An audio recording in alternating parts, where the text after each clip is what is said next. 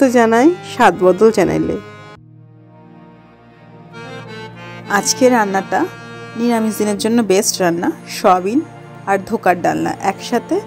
এটা খেতে ইচ্ছে হয়েছে তো একসাথেই রান্না করা হয়েছে। একটা মিক্সার তৈরি করে জাস্ট রান্নাটা করা হয়েছে। মিক্সারটা তৈরি করতে মিক্সার মেশিনে কতগুলো ইনগ্রিডিয়েন্ট একসাথে নিয়ে নিয়েছি, যেমন পোস্ত, টমেটো, ধনেপাতা, তারপর টক দই, ওই কাঁচা লঙ্কা একসাথে মিক্সারটা করে নিয়েছি। তারপরে কড়াইতে তেল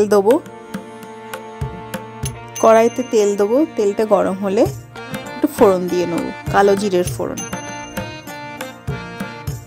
মিক্সারটা বানানোর পরে কড়াইটা গ্যাসে বসিয়ে কড়াইটা গরম করতে হবে। কড়াইতে অল্প একটু তেল দিয়ে আগে সয়াবিনটা হালকা করে ভেজে নেব।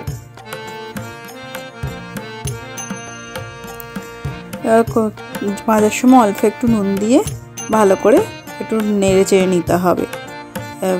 সয়াবিনটা একটু হালকা লাল হলে সয়াবিনটা হালকা করে তুলে নেবেন। তারপর কড়াইতে আর একটু অল্প তেল দেবেন, দিয়ে তেলটা গরম হলে কালো জিরের ফোড়ন দেবেন। তারপরে পেস্টটা যে করে রাখা হয়েছিল সেই পেস্টটা কড়াইতে ভালো করে দিয়ে নেবেন।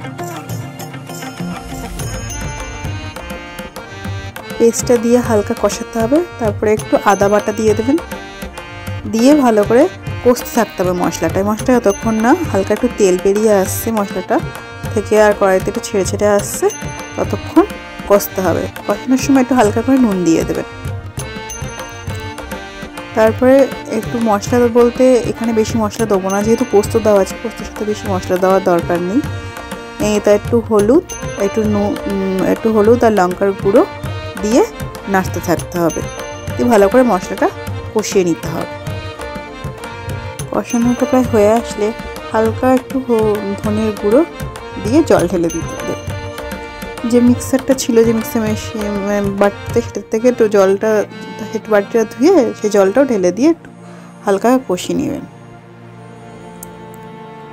এবার যখন ওই হালকা মাখমাখো মশলাটার সাথে সয়াবিনটা দিয়ে ভালো করে মশলাটা সয়াবিনের গায়ে ভালো করে দিয়ে দেবেন। তার সাথে তেজপাতা, একটু কাঁচা লঙ্কা দিয়ে ঢেকে দেবেন।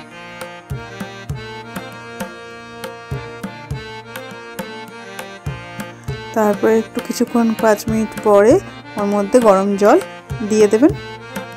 দিয়ে এবার আমি বেকড করে রেখেছিলাম ধোকার ডালনা মাই এয়ার ফ্রায়ারে, সেটা এর মধ্যে দিয়ে দেবো অল্প করে। তার আগে একটু ধনেপাতা, কাঁচা লঙ্কা দিয়ে ফুটতে দিতে হবে তরকারিটা।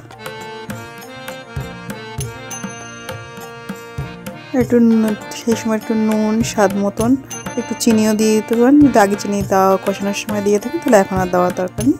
তারপরে হ্যাঁ করে ধোকার ডালনাগুলো দিয়ে দেবেন, দিয়ে একটু নেড়ে চেড়ে একটু ফুটতে দেবেন হালকা আছে।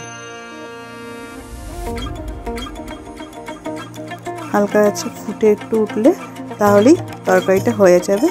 আর নামানোর আগে একটু হালকা গোলমরিচ ছড়িয়ে দেবেন, টেস্টটা ভালো আসবে।